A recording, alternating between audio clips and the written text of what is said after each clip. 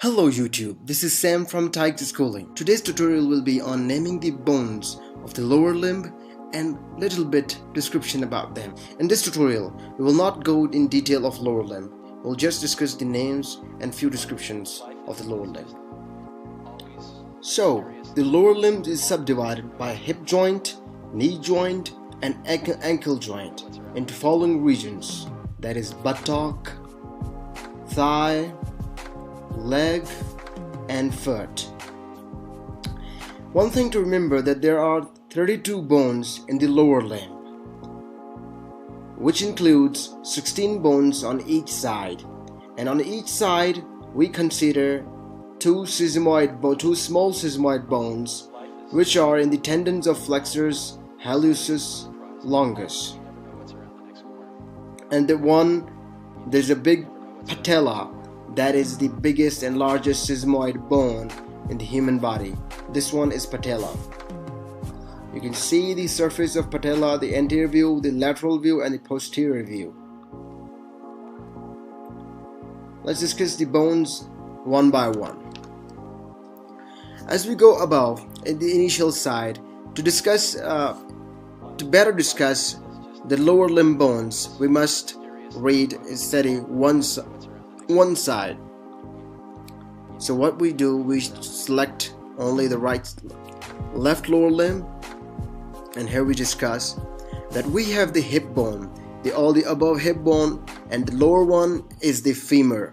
The two bones, hip bone and the femur, are joined together by this hip joint. Hip bone and the femur both are connected on the hip joint. And as we go down, we find that we have the largest sesamoid bone in the human body, called patella. So patella is the largest sesamoid bone in the human body. Lower to the patella, there are two bones. One is called tibia and other is called fibula. The thicker and the bigger one is called tibia, and the smaller and thinner, that is on the lateral side. The lateral side small bone is called fibula. The joint here called knee joint is only formed by three bones, namely as patella, femur and tibia, but the fibula does not take part in forming the knee joint. So the actual weight of the body is all transmitted to the foot from femur through tibia. So patella does not play any important role in this condition. And as we go cross down, and we find this ankle joint. So ankle joint is a very complex joint in the lower limb. There are a few other joints that are found in the lower limb. Here we are in the foot. So foot is a little bit complex. The most posterior bone in the foot is called calcaneum, where the Achilles tendon is connected.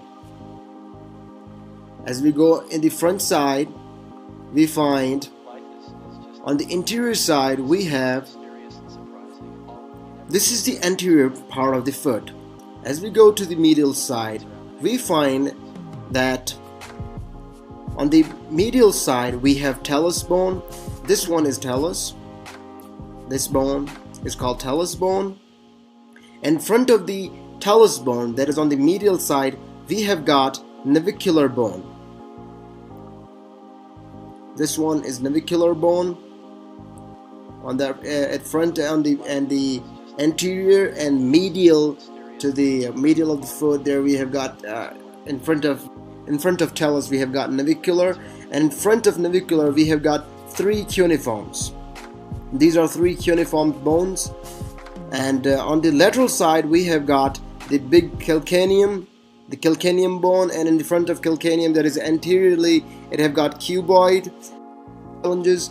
We have got 5 metatarsals and 3 phalanges anteriorly, but the big toe has got only 2 phalanges. And as we have discussed earlier, that we have got extra 2 sesamoid bones, which are in the flexors hallucis longus tendon. You can see in this diagram easily that where these down here these two sesamoid bones are located. So simply this is all about lower limb bones. So there is nothing, this is just a basic naming of the lower limb, nothing so complex about it.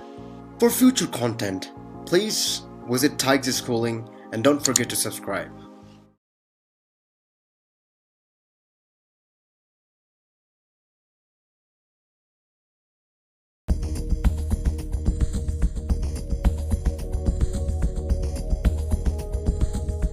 Well, the first thing that really strikes me, it's just absolutely beautiful footage where you can see in incredible clarity what the cheetah is capable of. There's a number of key elements here, and one of the most important ones is this spine.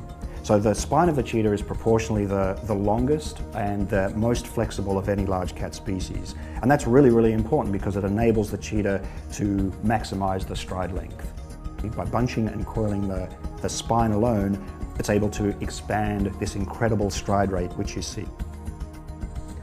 Look at his back. Watch the back, it's down. Now watch when he comes together, watch when his hind feet come up, look at the back, go up.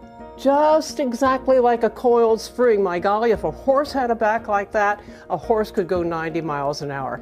Look, even though I've watched cheetahs run for over 30 years, which is how long I've worked with them, in that super slow motion, I saw things that I'd never seen before. And I don't think I really realized, although I knew it intuitively, that that head just never moves and the eyes stay focused.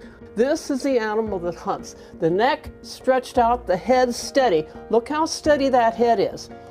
So it's not immediately obvious, but the cheetah's head as well has a whole suite of adaptations. You can see this if you compare it to a fairly similarly sized animal, the African leopard.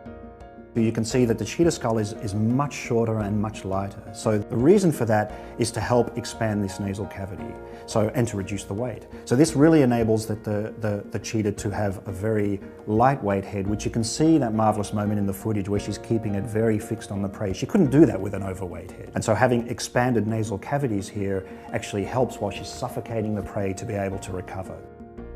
There's another really interesting thing that has only just recently been described about cheetah legs, and that's the ratio of different types of muscle fibers. So we know now that the muscles in the hind leg, high in the hind leg, are dominated by these fast twitch fibers, so-called fast twitch fibers, and a particular type of them that enables very, very explosive power. I think the footage is really inspirational. It's the first time that people, including someone like me who's been really fortunate seeing wild cheetahs many, many times, including many hunts, but is able to see cheetahs in all their terrific evolutionary splendor. When you see these cats running in this incredible slow motion, you see the perfection of everything that they are. This is the cat that is utter perfection for what he does. He does nothing but run. It's all he can do. He's not built to fight. He's not built to compete with the other cats or even the other predators. This is the only thing he can do, the only thing the cat can do to survive. The perfect running machine for a cat who hunts alone. Wow.